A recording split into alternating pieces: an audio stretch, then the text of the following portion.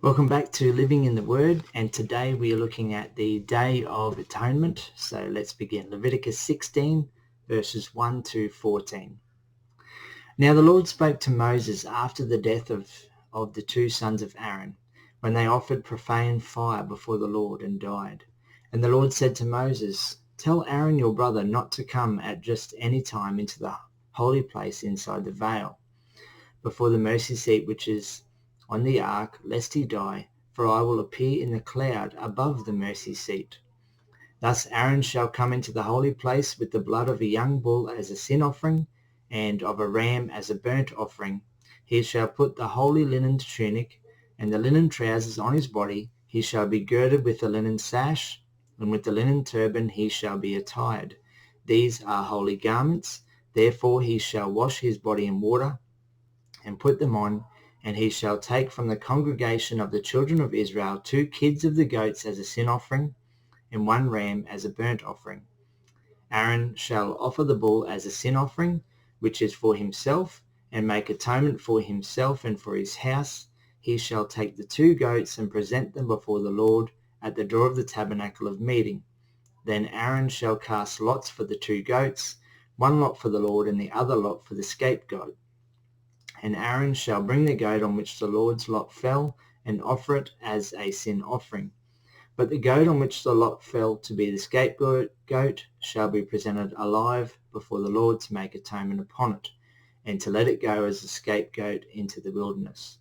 And Aaron shall bring the bull of the sin offering which is for himself, and make atonement for himself and for his house, and shall kill the bull as a sin offering which is for himself.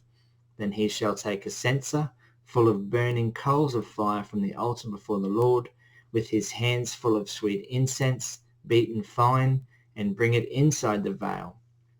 And he shall put the incense on the fire before the Lord, that the cloud of incense may cover the mercy seat that is on the testimony, lest he die. He shall take some of the blood of the bull and sprinkle it with his finger on the mercy seat on the east side, and before the mercy seat he shall sprinkle some of the blood with his finger 7 times. So this passage right here is in reference to chapter 10, when Aaron's sons offered profane fire and died. As a result, once a year, the priest would enter the most holy place, pass the veil with the blood of a bull as a sin offering for himself and his household. Beforehand, he offered a ram as a burnt offering. The congregation of Israel gave the priest 2 goats, one as an offering and the other as a scapegoat. Before entering the most holy place, the priest would burn sweet incense on the incense altar and bring it inside the most holy place. He would then sprinkle some bull's blood on the mercy seat and then sprinkle 7 times before the mercy seat. We'll keep going. Leviticus 16 verses 15 to 19. Then he shall kill the goat of the sin offering, which is for the people, bring its blood inside the veil, do with that blood as he did with the blood of the bull, and sprinkle it on the mercy seat and before the mercy seat. So he shall make atonement for the holy place, because of the uncleanness of the children of Israel, and because of their transgressions, for all their sins. And so he shall do for the tabernacle of meeting, which remains among them in the midst of their uncleanness. There shall be no man in the tabernacle of meeting when he goes in to make atonement in the holy place, until he comes out, that he may make atonement for himself, for his household, and for all the assembly of Israel.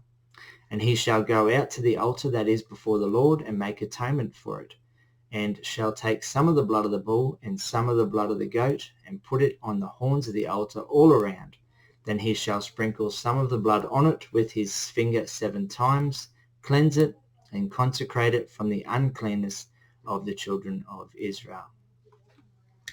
So with the killed goat, he would do the same as the bull.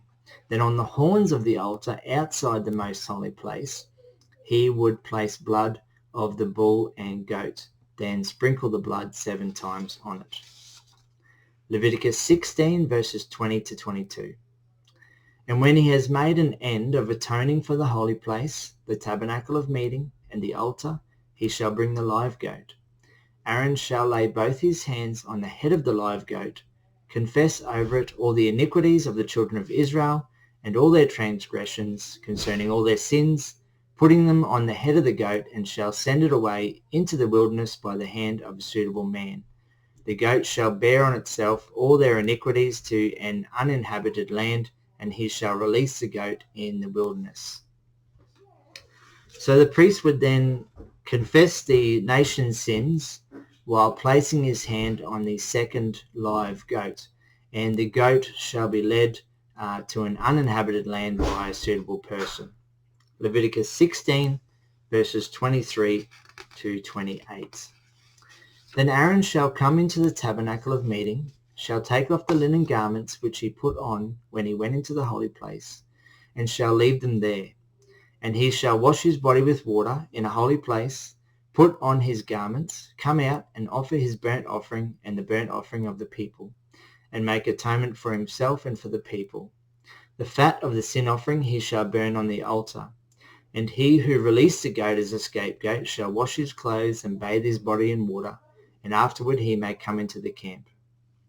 The bull for the sin offering and the goat for the sin offering, whose blood was brought in to make atonement in the holy place, shall be carried outside the camp, and they shall burn in the fire their skins, their flesh, and their offal. Then he who burns them shall wash his clothes and bathe his body in water, and afterward he may come into the camp. So after the priest and the man who led the goat away into the uninhabited land washed themselves, the fat of the bull will be burned on the altar. The carcass of the bull and goat will be burned outside the camp. Leviticus 16 verses 29 to 34. This shall be a statute forever for you. In the 7th month, on the 10th day of the month, you shall afflict your souls and do no work at all, whether a native of your own country or a stranger who dwells among you. For on that day the priest shall make atonement for you, to cleanse you, that you may be clean from all your sins before the Lord. It is a Sabbath of solemn rest for you, and you shall afflict your souls. It is a statute forever.